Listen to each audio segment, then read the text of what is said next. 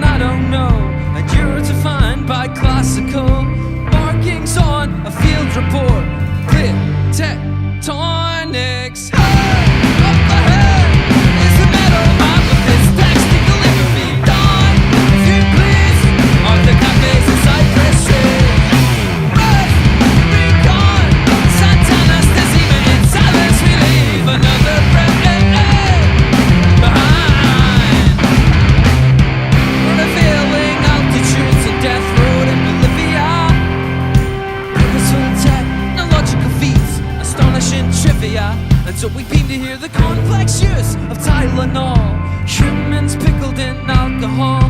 He gazes out to say it's only for a minute, then it's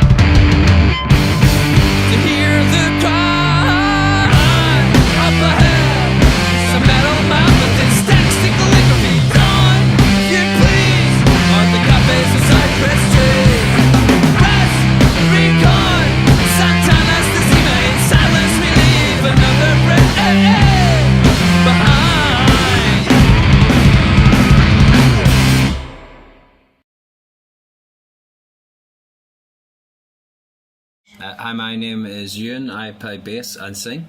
My name's Ethan. I play drums and also sing. My name's Niall. I play guitar and sing a bit. So we started the band in about 2007.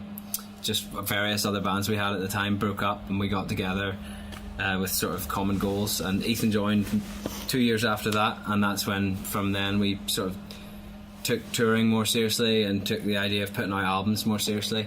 So we've been doing that ever since. We the first single we released was Brobding Nagian. That was in early 2010. We played a show in Auntie Annie's, just made all the singles ourselves, printed out CDs ourselves and sold them that night. The next release was Port España, wasn't it? Yeah. Which was a few months after that. Then we just kind of knuckled down and started working on our first album.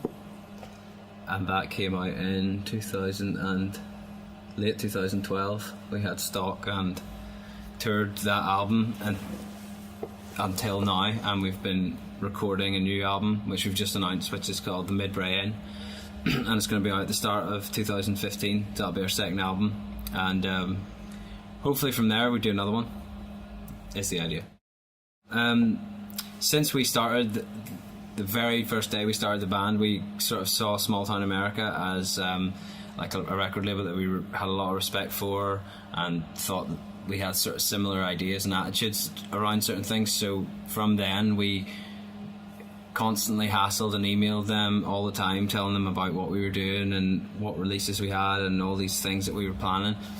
And once we got the mixes for our first album, we sent them just to listen. We didn't even think that they would necessarily want to work with us that early, and they wanted to put the first album out. So ever since then they've been our label, but also kind of our mentors in a way, and we're so fond of how they work, and their attitudes and stuff are just so inspiring. And they're putting out the next album, so we're really excited to be working with them again.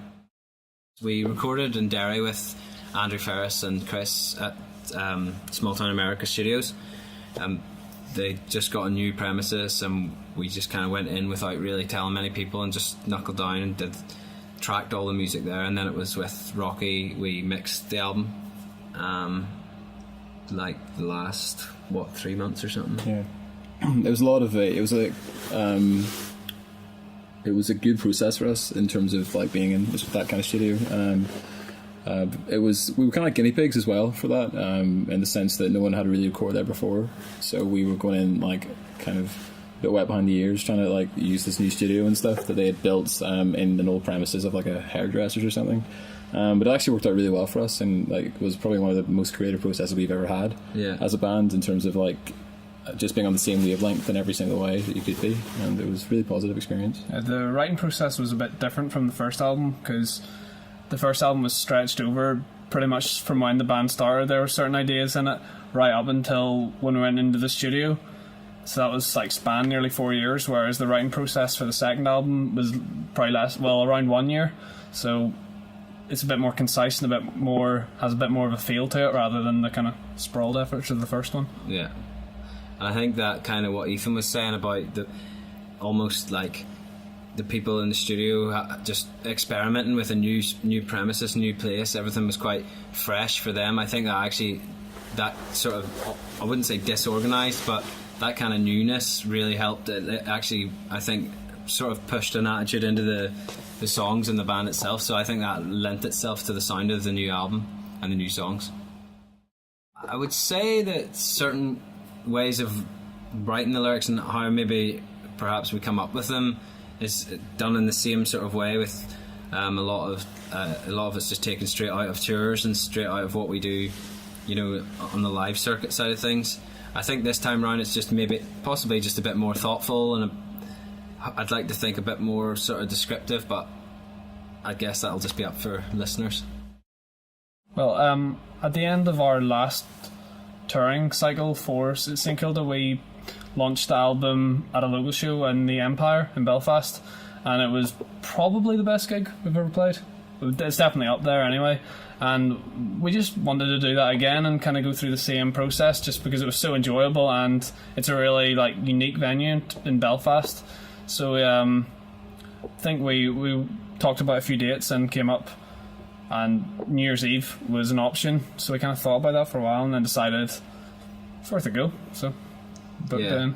In some ways it's like a really risky move, maybe doing a gig on New Year's Eve in some ways, but I think that maybe a lot of people that we would, you know, identify with, gig goers and stuff like that, they're sometimes stuck on New Year's Eve with something to do. So hopefully they'll all come together on New Year's Eve with us, and it's our album launch, but at the same time we're not trying to take away from the fact that it's going to be a great night for everyone. You know, a great sort of celebration of New Year's, as corny as that sounds, but Empire, New Year's Eve, be there. Well, our last album launch was on Easter Saturday, if that's the thing. Yeah, we're picking awkward dates consistently. We're just trying to take away people from their families. This second song is called The Grey Man's Path at Night.